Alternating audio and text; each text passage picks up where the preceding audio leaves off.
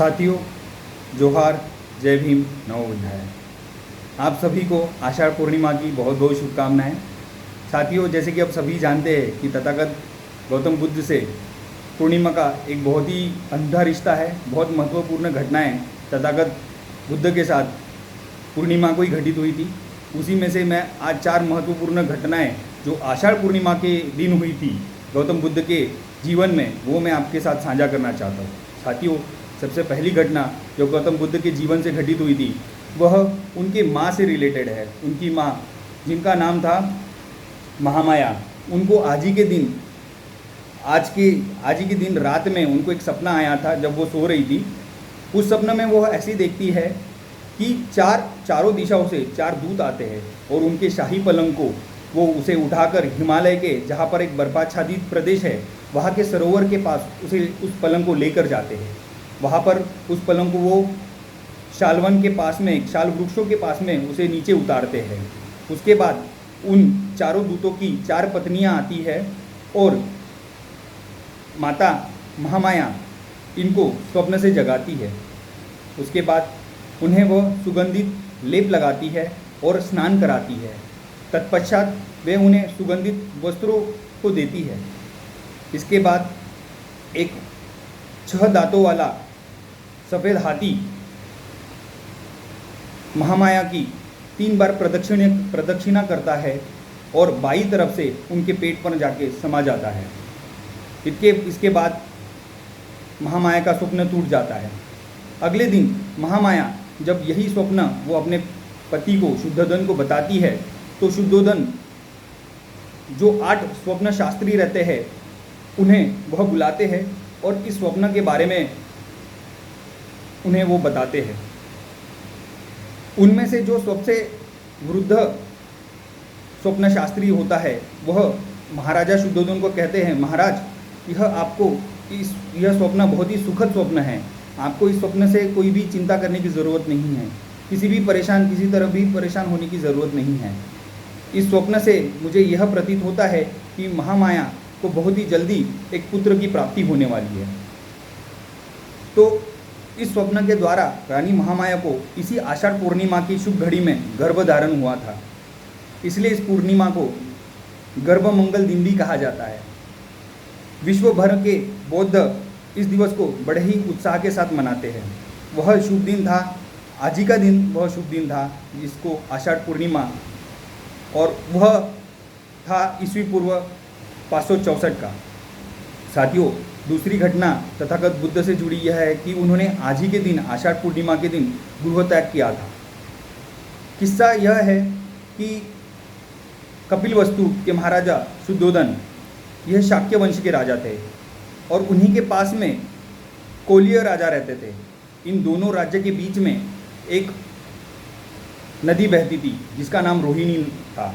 इसी रोहिणी नदी के पानी को वो अपने खेतों के लिए यूज़ करते थे।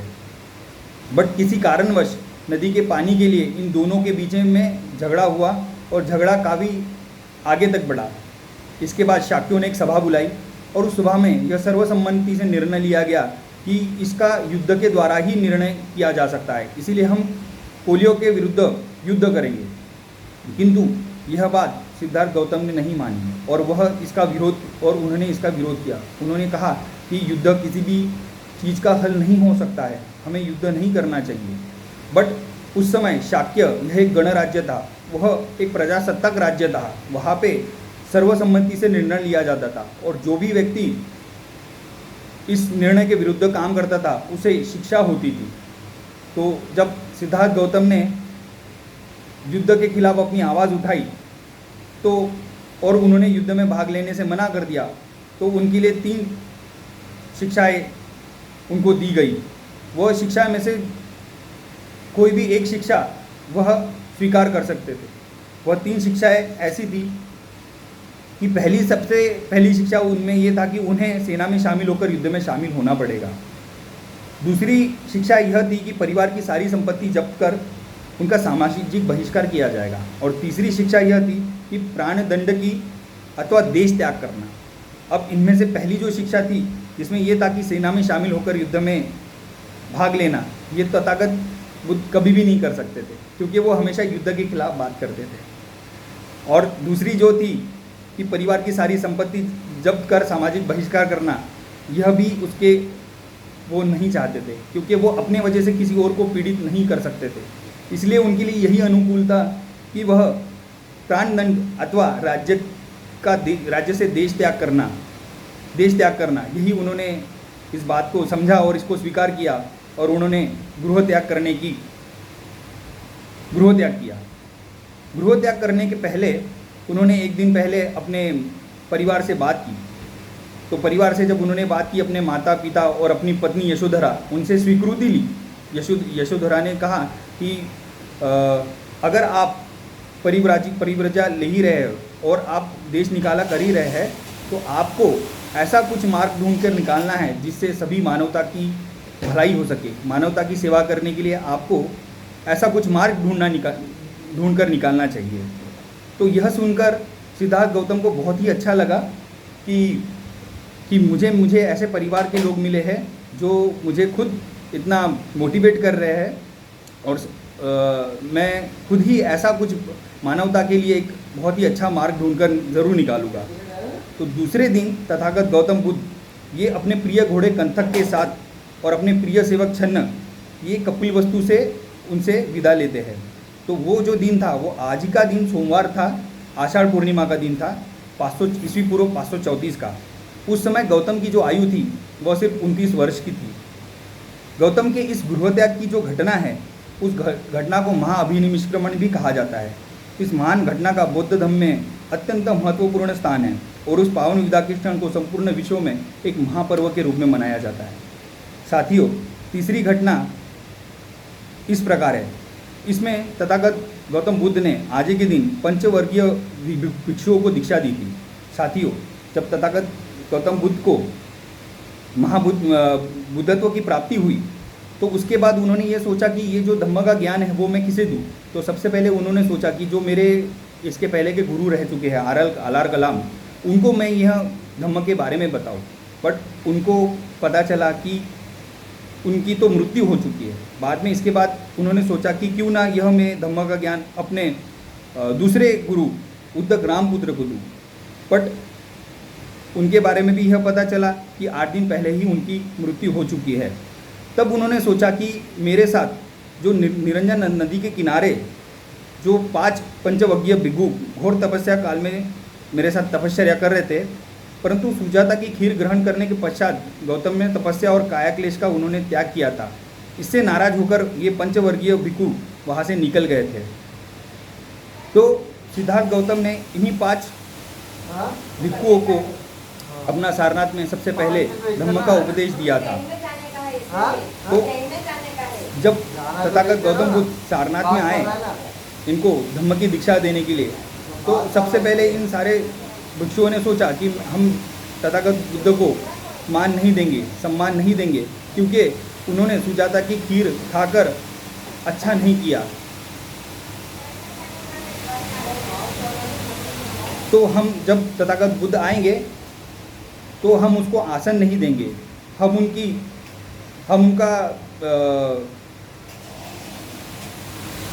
उनको प्रणाम भी नहीं करेंगे।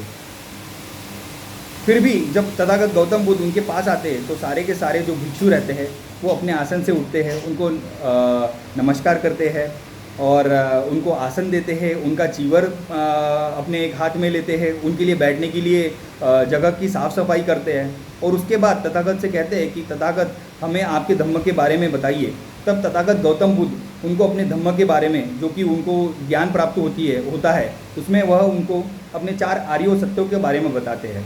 उसमें उनको पंचशीलों के बारे में बताते हैं, उनको अष्टांगिक मार्ग के बारे में बताते हैं। तो यह अपना जो धम्म उपदेश वो सारनाथ में पहली बार इन लोगों को देते हैं। तो जिस दिन बुद्ध ने सारनाथ में अपना धम्म चक्र प्रवर्तन किया था, वह दिन सोमवार आषाढ़ पूर्णिमा का ही दिन था। ईस्वी सन पूर्व 528 का था। जिन 5 परिवाराजकों ने सर्वप्रथम बौद्ध धम्म की दीक्षा ली थी, उनके नाम इस प्रकार थे। सबसे पहले कौंडिन्य, अश्वजीत, कश्यप, महानाम और भद्रिका। इस आषाढ़ पूर्णिमा के दिन धम्मचक्र प्रवर्तन दिन का महोत्सव सारे विश्व में मनाया जाता है। साथियों, चौथी घटना वर्षाकाल से जुड़ी वर्षावास से जुड़ी हुई है। वर्षा काल में किसी एक बुद्ध विहार में रहकर बौद्ध भिक्षु धर्मोपदेश करते हैं, उसे भिक्षुओं का वर्षावास कहते हैं। बौद्ध भिक्षुओं ने धम्म की दीक्षा देते हुए घूम घूम कर भिक्षा मांगकर चर्चा करनी चाहिए, यह विधान है। दो भिक्षुओं ने एक साथ एक ही दिशा में नहीं जाना चाहिए, यह भी तथागत बुद्ध का विधान था। एक गांव में दो से अधिक कभी भी मुक्काम नहीं करना चाहिए, ऐसा विधान भगवान बुद्ध ने भिक्षुओं के लिए किया था।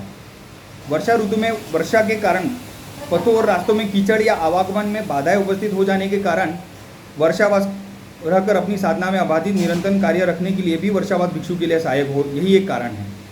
भगवान बुद्ध ने पंचवर्गीय भिक्षुओं को प्रथम धम्म दीक्षा सारनाथ में मुर्गदाय वन में ही दी थी। वह कालावधि वर्षावास की ही थी, इसलिए भगवान बुद्ध द्वारा सारनाथ में प्रथम वर्षावास बौद्ध धम्म का प्रथम वर्षावास माना जाता है। वर्षावास का आरंभ आषाढ़ पूर्णिमा से लेकर उसका समापन अश्विन पूर्णिमा को होता है।